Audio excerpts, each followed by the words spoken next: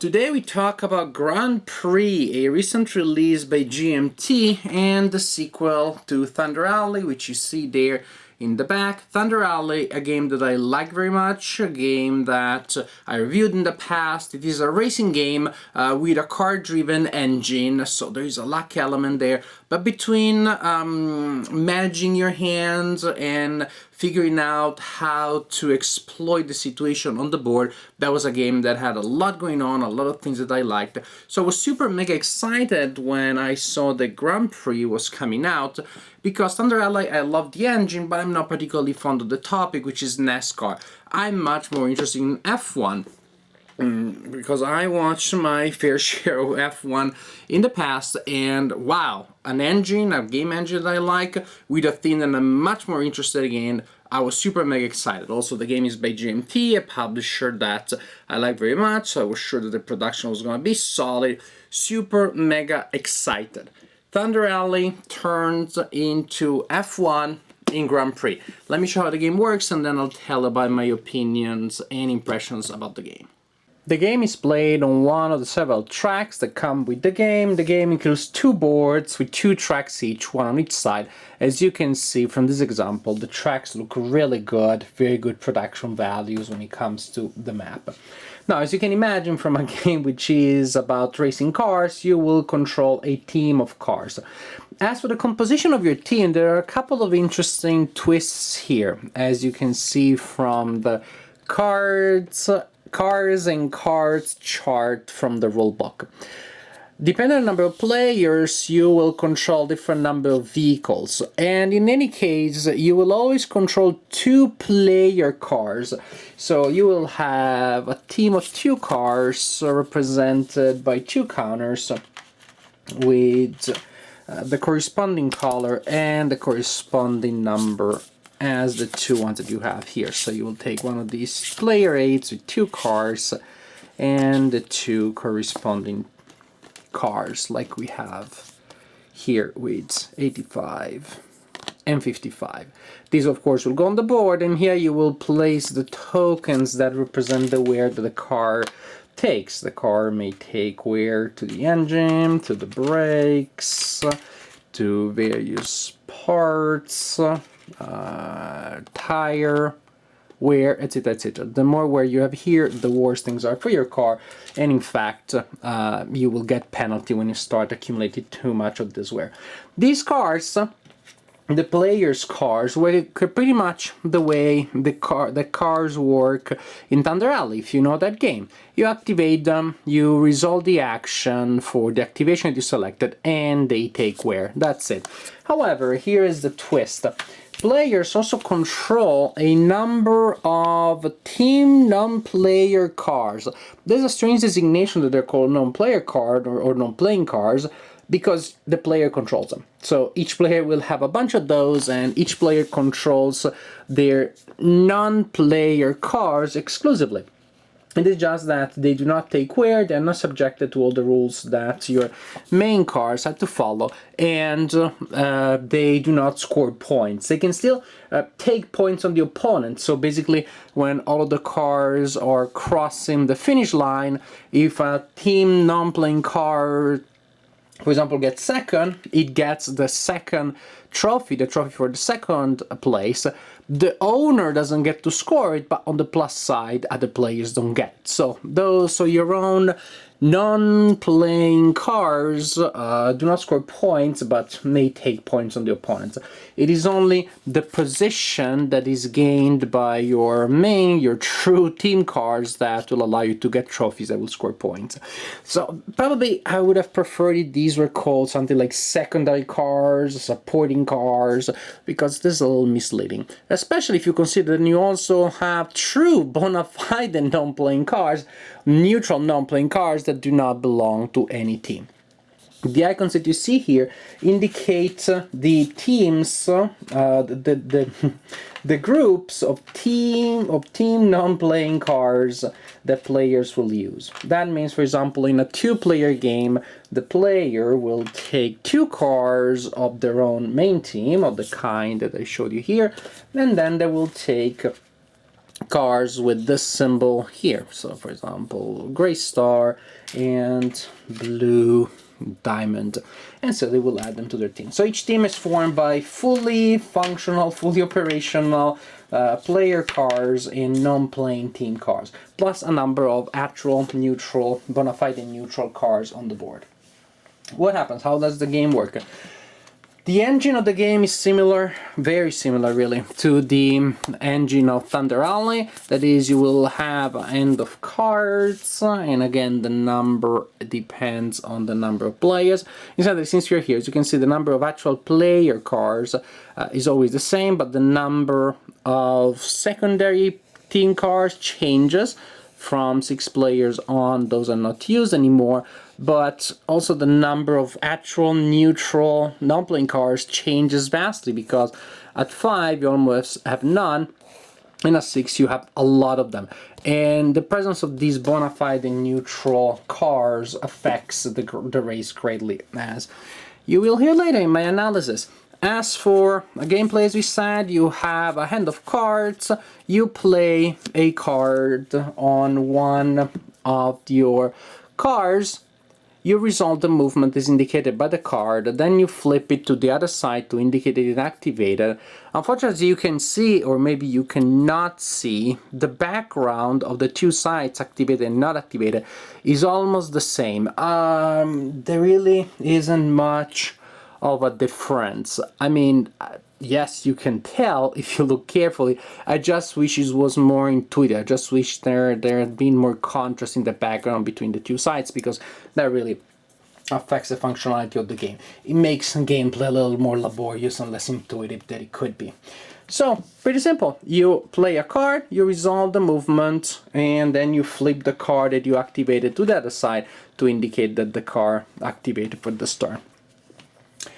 And when you're playing a card, what you do, you can play the card to activate one of your own main cards, or to activate one of your team non-playing cards, or to activate a bona fide, honest, true, completely neutral non-playing cards. And these true, completely neutral non-playing cards are either cards that do not have any symbol here, or that have symbols that are not being used. For example, you saw in a 2-player game we're using the blue diamonds and the gray stars, so these would be actually neutral ones. So I can play a card on my own card, main one. I can play a card on a secondary card. I can play a card on a completely neutral card that has not been activated. Once that resolves its movement, then it is flipped and it counts as activated, and the opponent cannot activate it. Pretty much true non-playing cards can be activated by either player, whoever gets there first. So there definitely is a logic in forcing certain cards to activate first, simply because this way you're depriving the opponent from the opportunity of activating these cards that go to whoever activates it. Now, movement. There are 2 types of speed. One is the speed that you receive when you play the card on a card that is racing, and the other one, the smaller, the secondary speed, is the pit stop speed. That is the speed that you use when you're coming out of a pit stop. That lane is the lane that's used for pit stop. And just like you had in Thunder Alley, you have various types of movement, and you have a lot of linking, interlinking, interlocking. That is, when you apply movement to a car, the car in certain cases will also be locked with the cars right behind it, or right in front of it, or both in front and behind, and they will all move. For example, in that formation, that line there, if I play this card here on this car, then all of these 4 will move, because this line movement here activates all of the cars right adjacent in front of my car and right behind. So now I can move by 6, and when I'm using this movement here, cannot switch lanes. So I will simply move this car by 6, and all of the cars attached to it by 6 too. Follow the leader works in a similar way. It is just that you check to see which cars are linked to the leader at the beginning of the activation as you play the card, and then you will move the active car and the cards behind that are attached to it. Also, this is one of the rare cases where you can move together with other cars, you're dragging them with you, and you can change lanes. Usually when you're locked to cars and you're pushing them or pulling them, you cannot change lanes. You can if you're using the leader movement. Pursuit, similar idea, but this time you're only pushing cars in front of you. Solo movement, you can completely ignore everybody else and move without getting linked to anybody, or you can choose to push people that are in front of you. So just like in Thunder Alley, there is a lot of strategy here in trying to gain a lot of benefits for your own cars to maximize the position of your cars so that a single car will get to move a lot of your own vehicles. At the same time, there's an advantage in sticking one of your cars in a nice line of an opponent, so you're simply pretty much stealing their wind, or I should say exploiting their resources. You get dragged along, and then once the opponent is done moving the line in which you are, you jump out and you get an advantage. So definitely there is an advantage in simply being transported by the opponent's slipstream, and everything can be reversed in board gaming. And of course you have to prevent the opponent from breaking their own lines, breaking their own synergies, or sticking their cars in your own lines and getting dragged without having to spend resources. There are a couple of other twists that make this game a little different from Thunder Alley. One is that, like in Thunder Alley, you can move laterally, and when you move laterally, suppose that this is the situation, when you move laterally, you do displace cars, just like in Thunder Alley. So for example, the car moves there, displaces that one. However, here when you displace somebody, you get a little scared by that event, and you get a close call marker that goes on your display. For now, that doesn't do anything, but at the end of the turn, you will draw an event card to determine the event that happens. The flags may trigger special procedures, such as, safety car, security lane, restart, that sort of thing. But also, there are a lot of events that apply to the car with the most close call tokens, and there are several. I would say there are many. I don't want to give you too many spoilers, but the car with the most close call tokens and wear markers, etc., etc., etc. So pretty much the close call means that your pilot got a little freaked out. Nothing happens so far, but that may be a bad omen. And once an event applies to one of your car because it was the one with the most close called markers, these markers are removed. Also, each time that you do play a card, you get the corresponding wear indicated on the card. Unless of course you're playing a card on a non-player's car, because your own cars, the main ones, have a space here to place the wear markers. Your team non-playing cards don't, so you can simply play the most devastating, the most difficult, the most expensive cards, so the one that generate terrifying wear markers on those cards. Let them push you or pull your main cars, and then simply you use cars that are not that taxing, that vexing on your main cars. So you can definitely displace cars like you did in the past. You get close call markers, but there's another thing. If you push a car all the way until the external edge or the pit lane, that is where you couldn't go any further, and you still push, you still displace them. In Thunder Alley, you would displace them backwards like that. Here, you displace cars forward, which makes the situation a little less gamey. At least it's much harder to cut in front of somebody and block them, which is something that I use all the time. I did all the time. That was my main strategy. Just sit in front of people, have them curse at you, doesn't matter. It's a good strategy. Push them back, get in their way. You cannot do this as much here. So it's more about pushing maybe your own people, getting your own cars in the right position to exploit certain game effects. Another important difference is with the tires. There are two types of tires. I should say three, but two main ones. One is the hard one, and one is the soft one. And then there's also wet, depending, that you can use in certain types of weather. Hard tires don't have any advantage or disadvantage. Soft tires you can use once to get extra movement. That is, basically you play a card and you also get on top of the regular movement the movement of the pit stop. And in that case, you simply flip the soft marker to its other side to represent the fact that you use the one-time benefit. Also, during the game, at some point, you must take at least one pit stop. Pit stops allow you to remove wear markers, and also you need to change tires. So if you started with hard, you will need to finish, or at least to get at some point soft tires, and vice versa. Feels very gamey, very forced, but it makes sense. You do need to take a pit stop in F1. And you simply place the marker of the tire that you're getting on top of the previous one to represent and record the fact you did change your tire. Doing pit stop also, you can get rid of wear markers by simply moving back a number of spaces equal to the number indicated there. This is an actual way of representing the time it takes to replace that piece of equipment. So after all movement is said and done, players can decide to pit, to go on a pit stop, then they simply place their car there and they move it back on the pit lane a number of spaces, again equal to the number or numbers on the marker or markers that they want to get rid of. When you draw an event card at the end of the turn, you may see also that there is a number here, pit.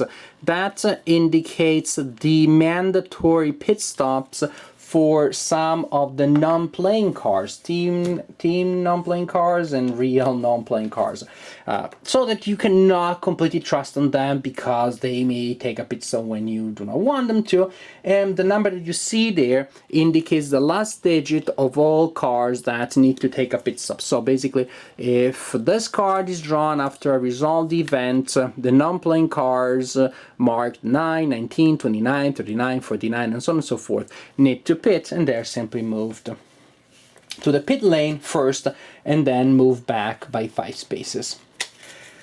And that's the general idea. Play cards, resolve random events, activate true cars, fake cars, main cars, secondary cars, non-playing cars, exploit events as much as you can, and remember to pit once, because main cars that do not stop to pit don't get to score at the end. And at the end, you get trophies based on the order in which your cars cross the finishing lane. And at that point, based on the number of points gained from your trophies, you determine who the winner of the race is. Alas, sadly, this game was a disappointment for me. A big disappointment simply because my expectations were so spectacularly high. I don't think it is a bad game. I think that there are people that will enjoy it.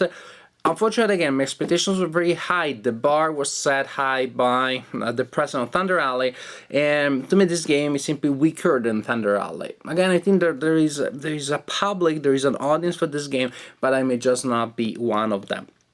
What really bothers me, what really I didn't enjoy, is the presence of those non-playing cars, because they, to me, make the game cold, calculating, scheming, I would say technical. It becomes about activating the neutral card that the opponent may activate before they do. It becomes almost, I wouldn't say a Euro game, but it almost becomes an abstract game.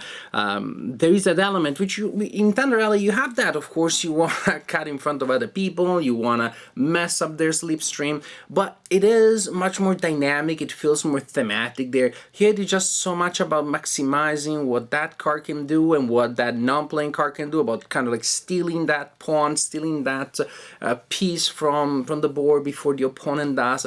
It just feels much more abstract. And to me, the abstract element that these non-playing cards bring is all the most prominent and problematic when it comes to playing powerful cards. In Thunder Alley, you can play those great cards, and it's very visceral. It's dramatic, if not tragic, because you know that if you want one of your cards to go fast and perform a fantastic maneuver, that may pay off very well because it reassembles the slipstream in a certain way, you will have to pay a dire cost. You will have to take some damage, some wear, and this is why you sometimes create a hierarchy in your team between the kamikazes that just go there, create a powerful stream, and they may not make it to the end, and then the ones that will go for the final rush because they kind of like played it safe. Some cards that you kept behind, playing it safe, but they were dragged by the other ones, pulled in a good position, and they get to score at the end. No such thing here, because then I simply play my powerful but expensive but powerful cards. Powerful also in the sense of the negative effects. I play them on a non-playing cars. So my problem here is that one of the elements that I like the most here, the tough decision, when do I play these powerful cards, on which cards, and am I ready to face the consequences, those decisions are not all that prominent here, and so playing those powerful cards with tough consequences is somewhat trivialized to me in Grand Prix. Now, this is not true with all numbers of players, because with some numbers of players, then you do not have many of those neutral cards on which you can simply drop the most intense effects. You don't have many of those. You will always at least have two. You will always have at least your two team non-playing cards, and that already weakens to me the tension, the drama, etc., etc. But with certain numbers of players that generate a lot of those fully neutral, non-playing cards that you don't care about, then to me the game feels too abstract. Also, the theme is to me weakened by the fact that these non-playing cards look like they are driven by pilots that just came off their meds without their doctors knowing it, because on one turn they will ally themselves with you, the next turn they'll do something that is completely against their interest simply because they're getting out of the group, because in your strategy you're trying to disrupt a certain line that the opponent has created. So you had these pilots that act erratically. In a certain sense, the thematic illusion theme is always an illusion in games, mind you, but if theme is represented in a certain way, I'm willing to go along. I'm willing to suspend the disbelief.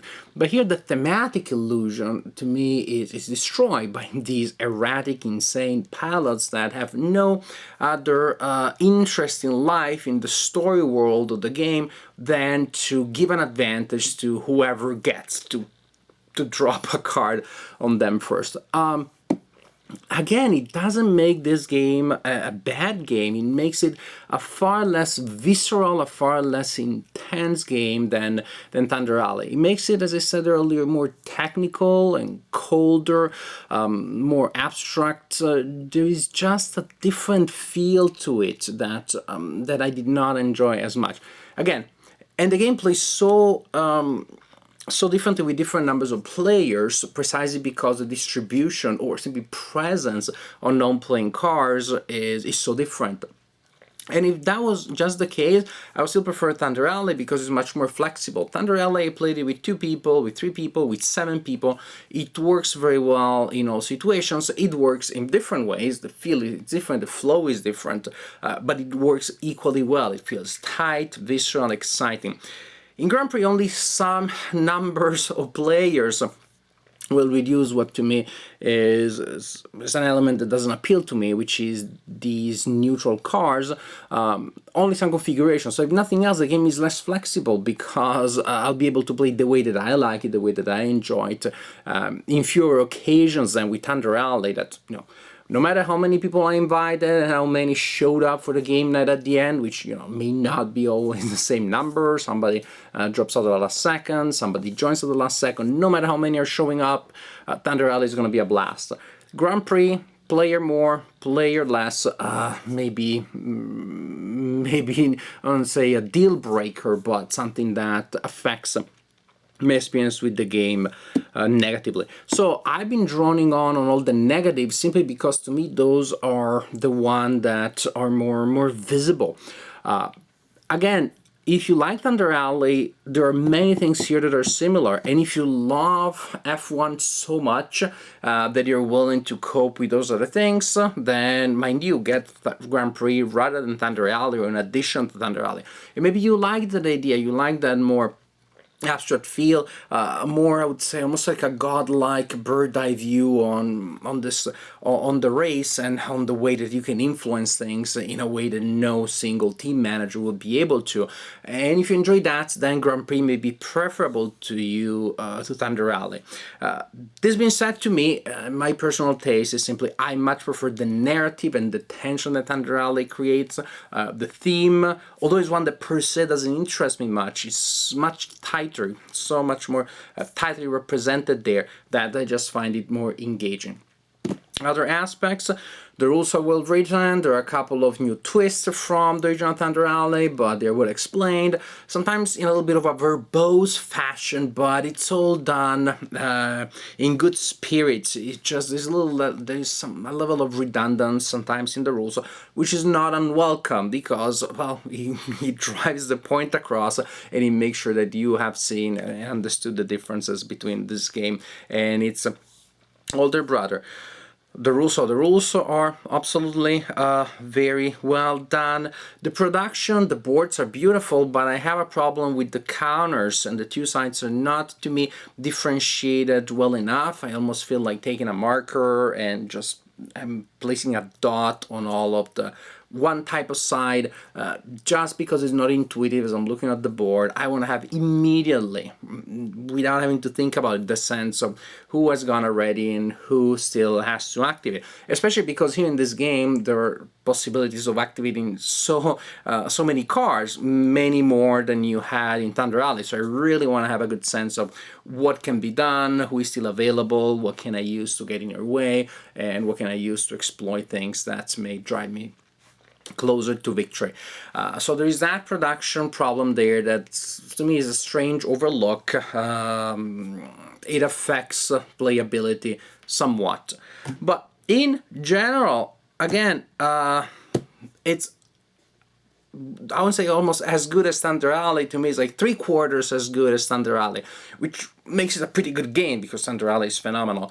And for some people, again, there's more technical, detached perspective, maybe it will work even better than Thunder Alley. To me, Thunder Alley is far superior to Grand Prix, so I think that when faced with the opportunity of playing a racing game, I'll go for Thunder Alley. Maybe I'll go for some of the classics. I like Rallyman, I like Formula D. Grand Prix, just, I don't know that it'll come to mind as a main option. Maybe if the number of players that I have above is exactly one that reduces the number of non-playing cars, I'll go for the Grand Prix, but I don't see it hitting the table nearly as often as the other racing games in my collection. Grand Prix by GMT, at least for me, a missed opportunity, a weaker sequel to Thunder Alley.